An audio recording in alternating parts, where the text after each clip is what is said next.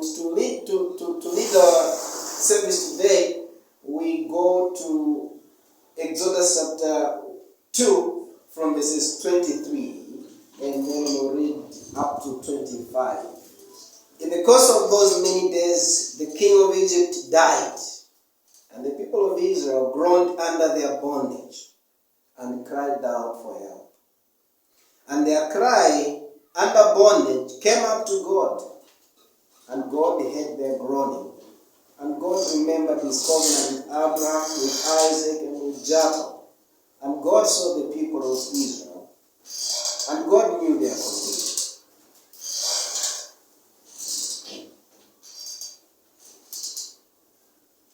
Today, what we are looking at, I've entitled it as God in Faithfulness remembers Israel.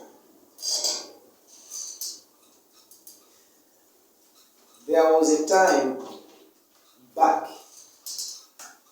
when the church had not grown as it is today. There was a time when about 70 or about 75 people or so came from the land of Canaan to Egypt. And these were the children of Israel. And that was the only congregation at that moment. They were then the only people of God. There were not many as we are today as the children of God, many of us worldwide, but there were just a few of them.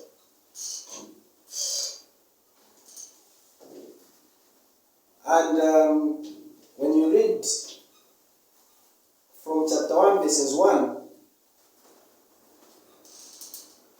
coming down there, you will understand that these 70 children of Israel that came to Egypt, God had started to increase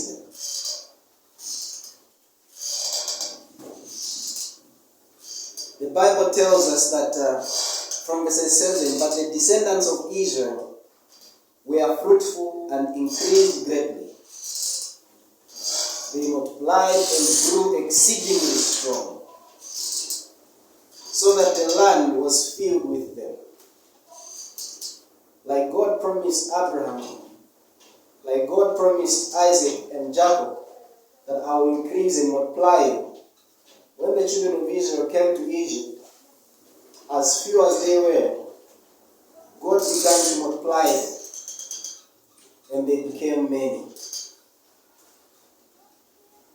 And while there, God's people had a very hard time.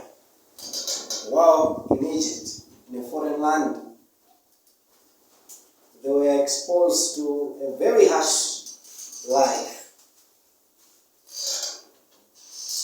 And it was because of this treatment that we read in the words we read today, that the people cried and the people groaned, and God heard, and God remembered his covenant with Abraham, with Isaac, and with Jacob. And God saw their condition, and God knew their condition. Now, I want us to focus on the response after the children cried to God because of the slavery. And the condition, the response that God gives are the words that we just read there.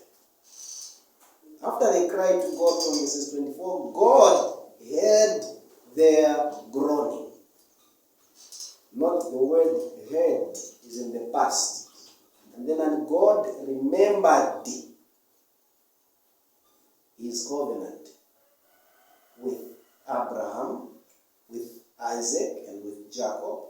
And again says in verses 25 that God saw the people of Israel. And then it also says, and God knew their condition.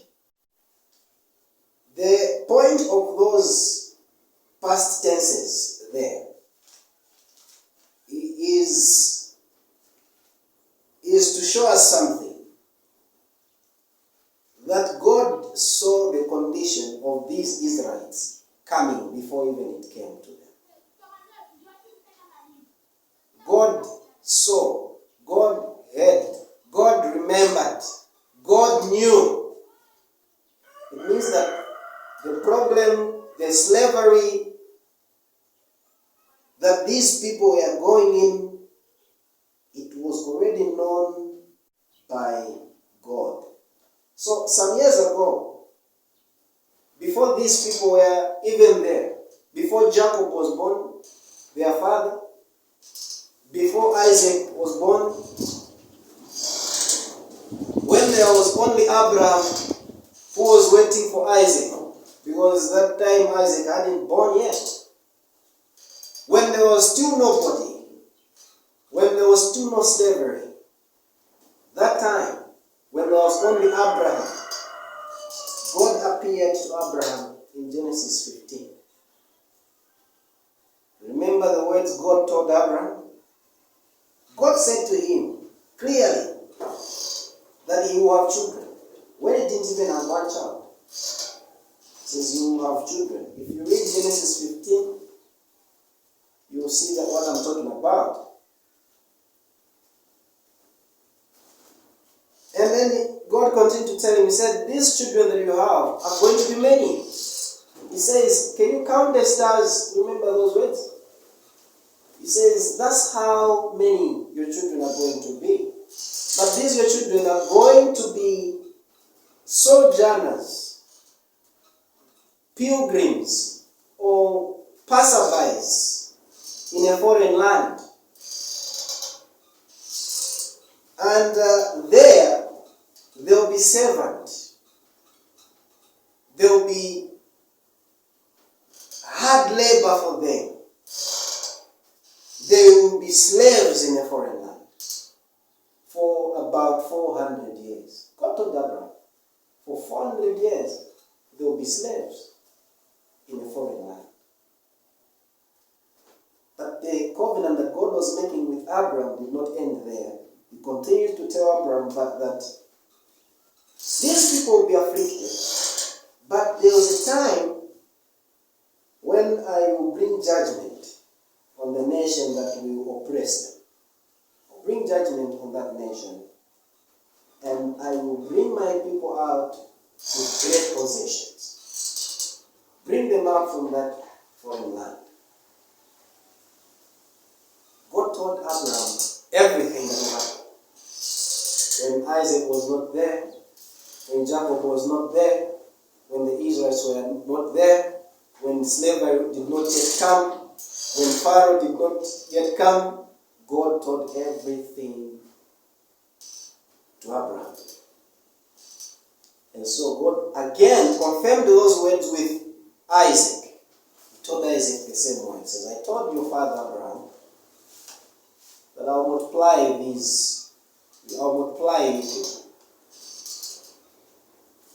He also told Jacob the same thing. Jacob, like I told your father Abraham and Isaac, I have said this and I'm saying it again. I will multiply you people, and I'll be with you. When Joseph was dying, we remember, he gave them a promise to carry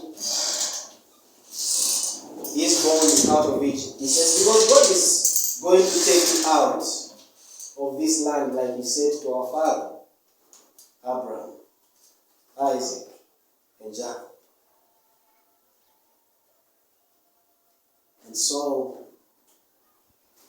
the whole situation that happens to the children of Israel in Egypt was not a new thing with God. It was not a new thing with God. king comes and starts to mistreat the Israelites, God already knew. He had told Abraham. God had told Isaac already. God had told Jacob already. When they start to suffer, all that 400 years, God was already aware and he knew for how long they are going to be in the condition they were. When the children of Israel were being given much work and their children were being killed and drowned in water, during all that time of problems and sufferings that the church of God was going through in a foreign nation, we are told that God knew. God saw. God remembered. No, this it's not that God forgets for him to remember, but it's that all these situations, when they were taking place, God was aware. From the very beginning, even before they got in, God was already seeing those things. These situations were new to the people of God, but not new to God himself.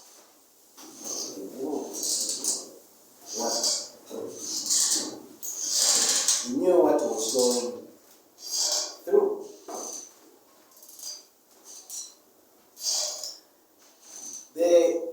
The church of God will not always go in a very good road. There's always a rough road. There's always a rough road.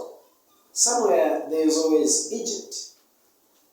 There's somewhere a Pharaoh. Somewhere life must be complicated somewhere. And these were the children of God. Life, we might be expected that maybe it should have been good for them. But that's not what we see. From nowhere, a new Pharaoh came. From nowhere, Joseph, their friend, died who used to protect them. From nowhere, those who favored them were nowhere to be seen. From nowhere, they just got into this problem. And obviously, at this moment, the children of Israel should be asking, where is our God? Moses himself, at some point, he went out to his people and looked on their burdens. Moses was touched by how his friends were suffering. And he saw an Egyptian man beating a Hebrew, one of his people. So he looked this way and that way, and after seeing no one there, he killed the Egyptian.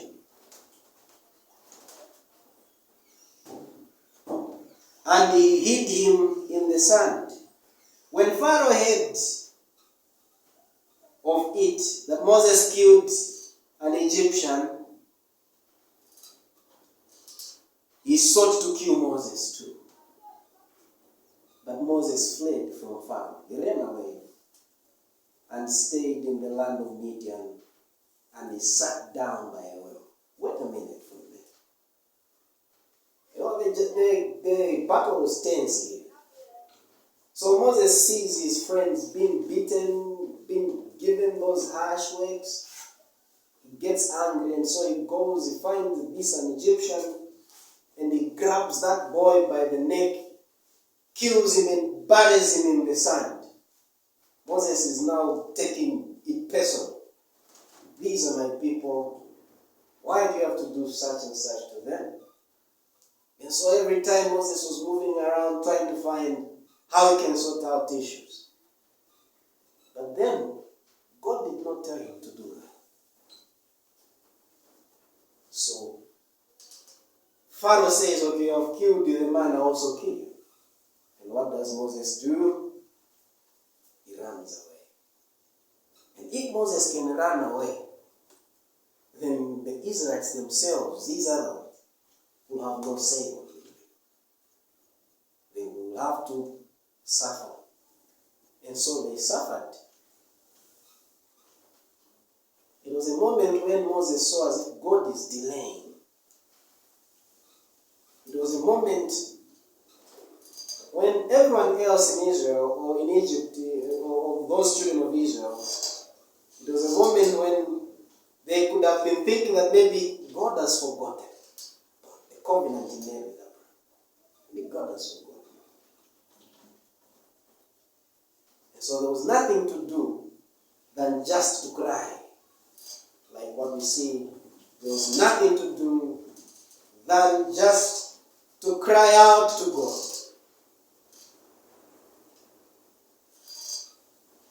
And so the words we read there, they say, and the people